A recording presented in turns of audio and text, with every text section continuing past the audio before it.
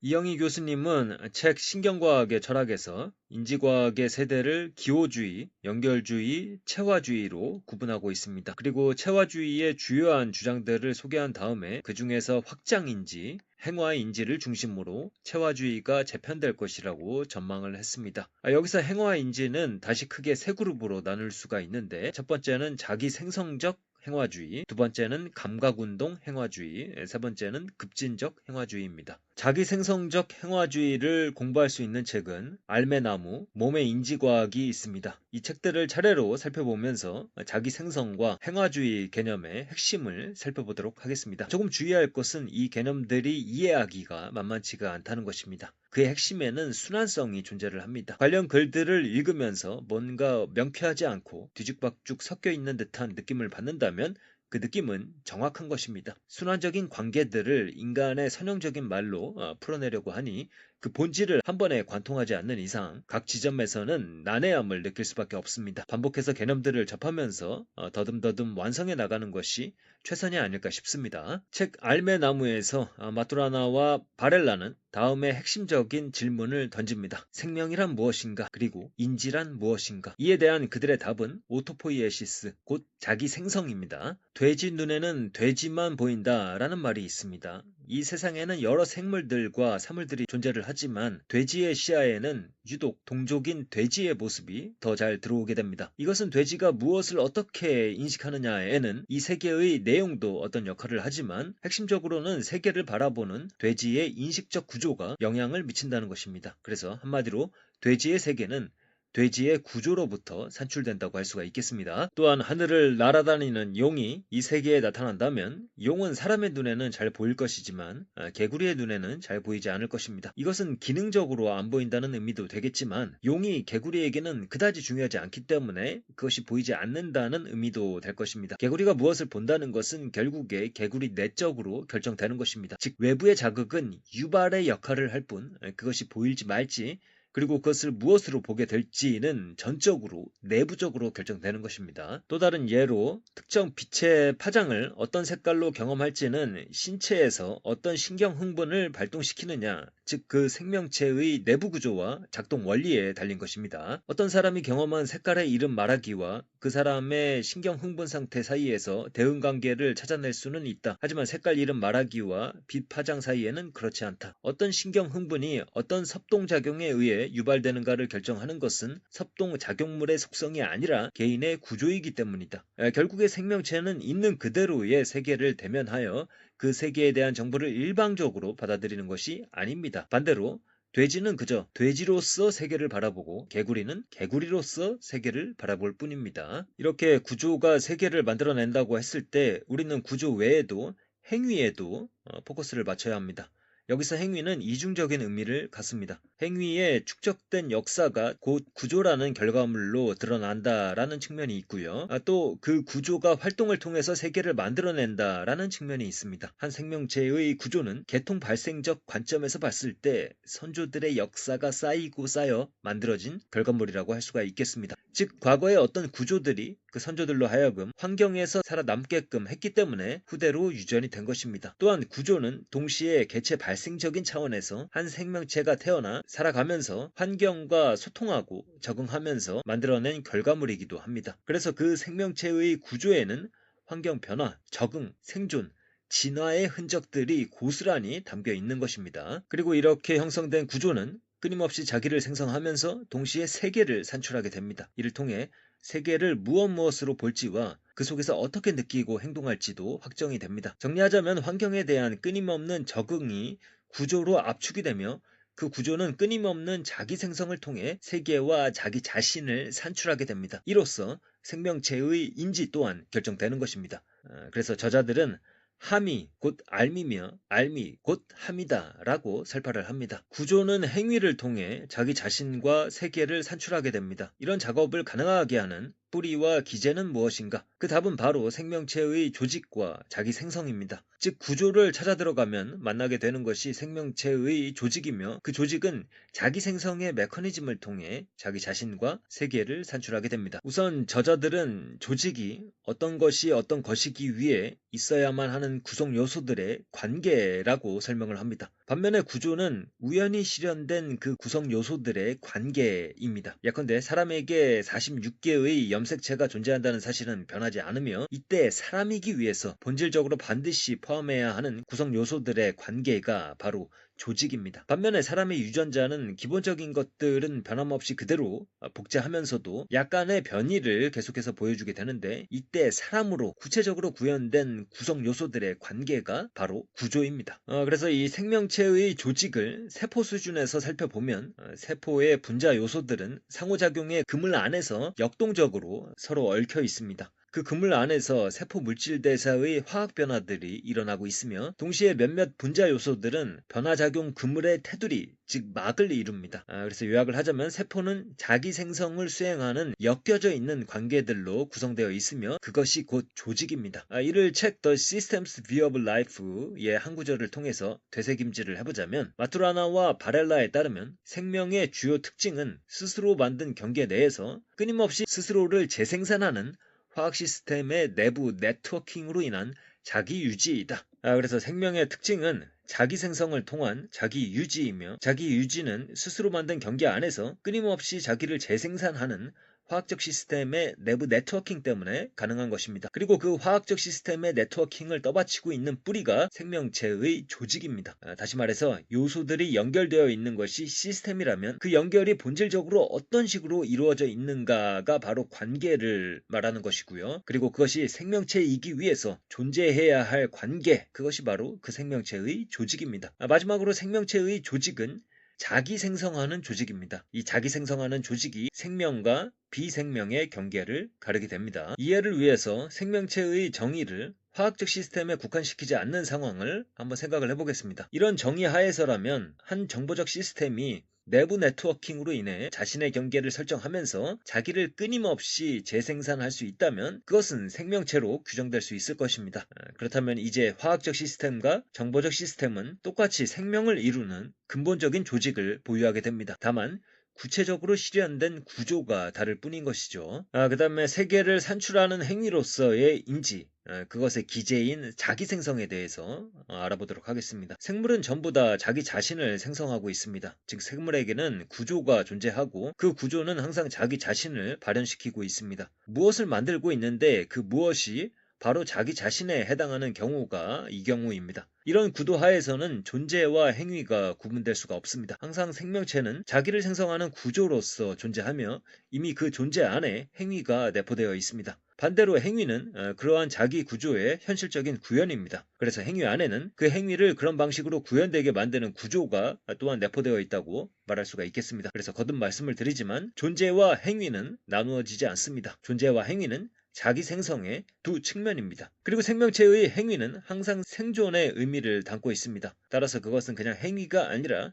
효과적인 행위입니다. 그 행위가 세계를 산출하는 것 자체가 인지입니다. 한 돼지에게 다른 돼지가 의미 있는 존재로 등장하는 세계의 창출, 반대로 말해 그 세계의 등장을 통해 그 돼지가 다른 돼지를 의미 있게 인식하도록 만드는 것, 이 모든 과정 전체가 인지라고 말할 수가 있겠습니다. 그래서 이제 조금 복잡하게 말씀을 드리고 있는데 중요한 것은 구조가 인지를 만들어낸다라는 그 커다란 골격을 보시면 되겠습니다. 생명체의 구조가 행위를 통해 세계를 산출한다고 했을 때 그 구조는 자체의 역사를 갖고 있습니다. 즉 구조 변화의 역사입니다. 구조는 한 개체의 개체 발생적 관점에서 보건 대를 거듭하는 개통 발생적 관점에서 보건 계속 보존되거나 다르게 변하거나 둘 중 하나의 길로 계속해서 걸어가게 됩니다. 이때 환경과의 상호작용은 내부의 역동성과 더불어서 구조 변화를 유도하게 됩니다. 환경은 개체의 구조 변화를 유발하며 역으로 개체 또한 환경의 구조 변화를 유발합니다. 즉 환경이 개체를 툭 치면 개체의 내부 구조에 따라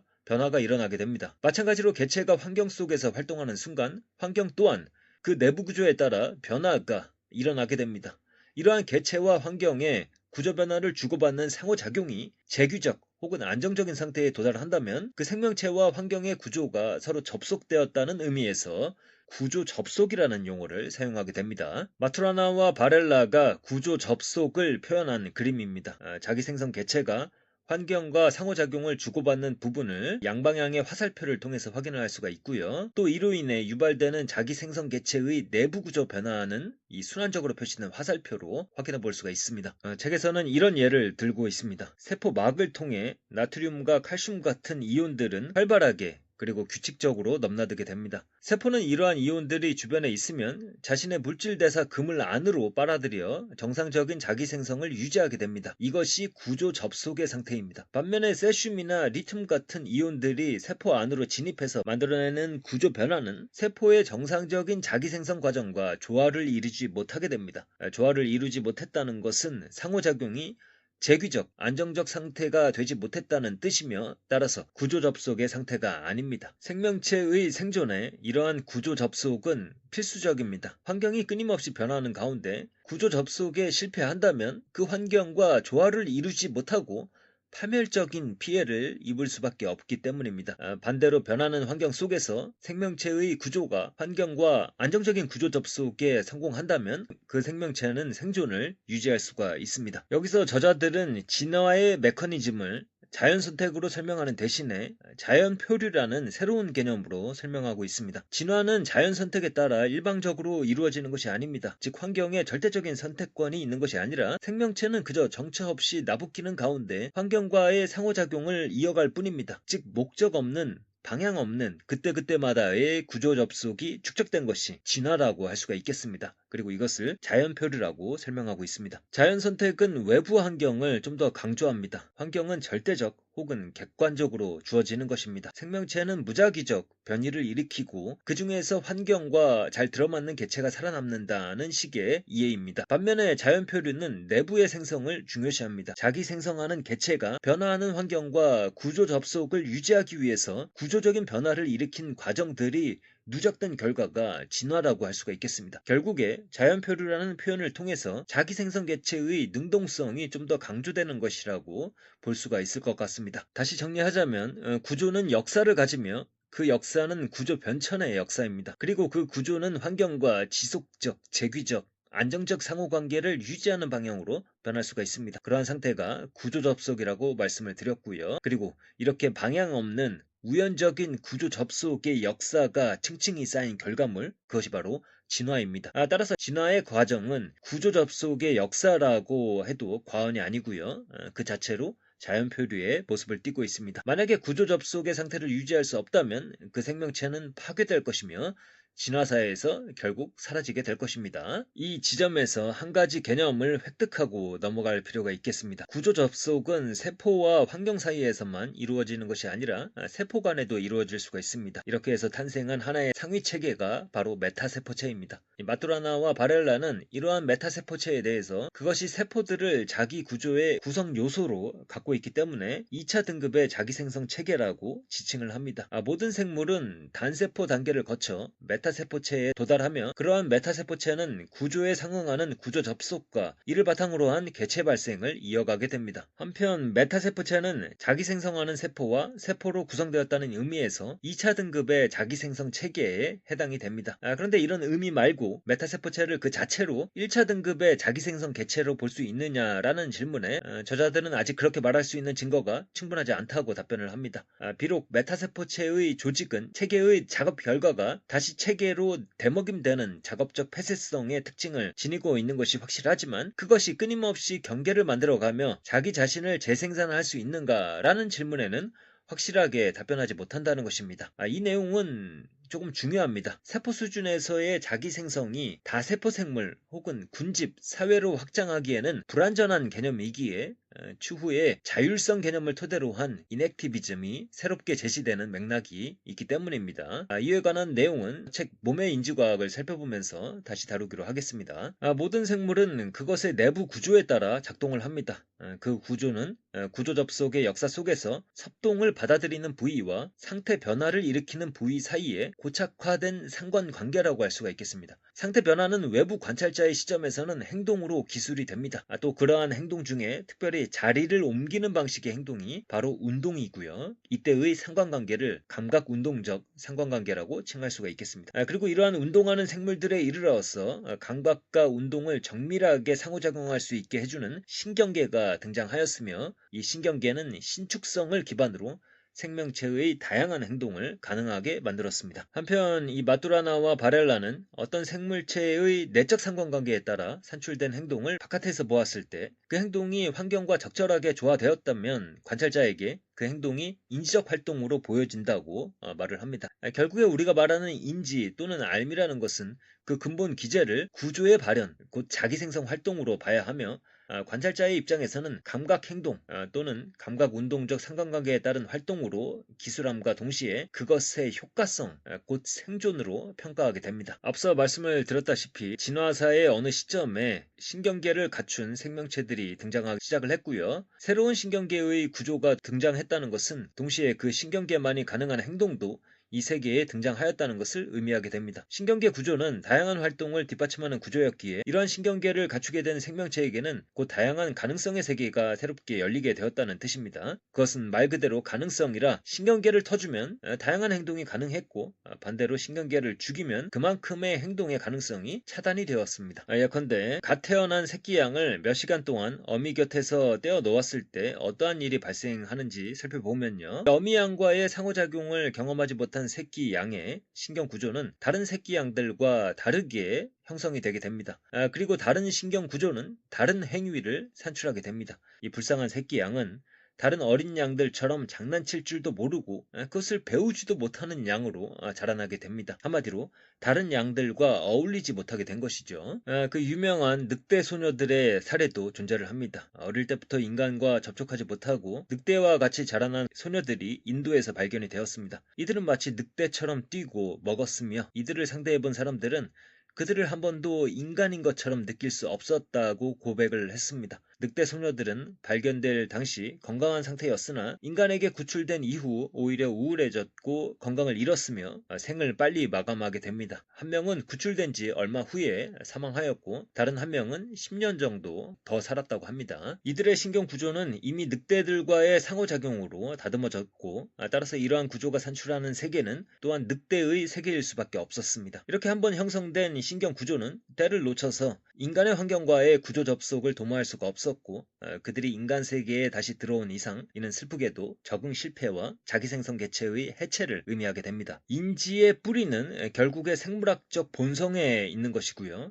그리고 신경계가 등장한 이상 세계의 산출은 이제 신경계가 담당하게 되었습니다. 신경계는 환경과의 안정적인 관계를 유지하고 때때로 환경에 맞춰서 구조를 변화시키면서 구조 접속을 유지하게 됩니다. 이러한 신경계는 신축적이기 때문에 변화하는 환경과 조화를 적절하게 이룰 수가 있습니다. 이러한 조화로운 모습이 겉으로는 학습으로 보일지도 모르지만 실제로는 학습이 아닙니다. 학습은 정보들을 받아들여 해석하고 그 해석을 통해 어떤 패턴을 확보하는 것을 뜻합니다. 하지만 신경계의 작업은 정보나 표상을 대상으로 하지 않으며 그저 환경에 대한 구조적 접속만을 유지할 뿐입니다. 그냥 구조만 변하는 것입니다. 요컨대 생명체에게 정보나 표상을 활용한 학습의 차원은 존재하지 않으며 끊임없는 구조 접속을 통한 구조적인 표류만이 존재할 뿐입니다. 즉 생명체는 생존을 위해 구조 접속의 방향으로만 끝없이 표류해 갈 뿐입니다. 다양한 활동을 보장하는 신경계가 등장함으로써 생명체는 더 많은 가능성을 갖게 되었습니다. 더군다나 인간은 상대적으로 풍부하고 넓은 신경계를 갖추었기 때문에 이러한 신경계의 구조 접속을 통해 인간만의 복잡한 현상계가 등장할 수 있게 되었습니다. 그런데 이러한 인간과 인간이 만나 상호작용하여 재규적 안정성, 곧 구조 접속에 성공했을 때 공동 개체와 새로운 현상계가 등장하게 됩니다. 하나의 인간만으로도 신경계 덕분에 다양한 행동들이 가능해졌습니다. 그런데 그 인간이 다른 인간을 만난다면 더욱 다양한 구조 접속이 만들어지지 않겠습니까? 예컨대 남자가 여자를 만나 연애를 하고 결혼을 하고 아이를 낳아 가정을 이루는 것이 이러한 3차 등급의 구조 접속을 이루게 됩니다. 그리고 이렇게 인간과 인간이 만나 구조 접속에 성공하기 위해서는 반드시 서로의 행동이 조정되어야 합니다. 유성생식을 하는 유기체들이 대를 잇는 데는 3차 등급의 접속이 반드시 필요하다는 것이다. 새끼는 어버이의 보살핌을 필요로 한다. 그러므로 새끼를 낳고 기르려면 어느 정도 행동을 서로 맞추는 일이 반드시 필요하다. 예를 들어 지하철 손잡이에 매달려 턱걸이를 하던 중학생 아이가 조인트를 까이면서 어른의 꾸지람을 들었다고 가정을 해보죠. 이 아이가 자신의 잘못을 뉘우치고 다시 그런 행동을 하지 않았다면 그 아이는 공동체에 대한 구조 접속에 성공할 것입니다. 그러나 자신이 잘못을 했음에도 꾸지람을 참지 못해 어른에게 주먹을 날린 아이는 구조 접속에 성공하지 못하고 탈선하게 될 것입니다. 처음에 사소한 탈선이었더라도 그 방향으로 계속 어긋난다면 그 아이는 결국에 사회로부터 격리될 것입니다. 논리적으로 보았을 때 인간 사회에서 인간들 간의 구조 접속을 시도하려면 어느 정도는 각자의 구조를 변경시켜야 할 것입니다. 왜냐하면 완전히 같은 사람은 이 세상에 없기 때문이죠. 같은 사람이 아니라는 것은 세계가 어느 정도 다르게 산출이 된다는 이야기입니다. 서로 간의 세계가 다른데 함께 살아가야 하는 상황이라면 서로 맞춰주는 행동 조정이 반드시 필요합니다. 그리고 이러한 행동 조정을 위해서는 의사소통이 중요한 역할을 하게 됩니다. 의사소통은 나의 구조를 말하고 그것을 상대에게 이해시키고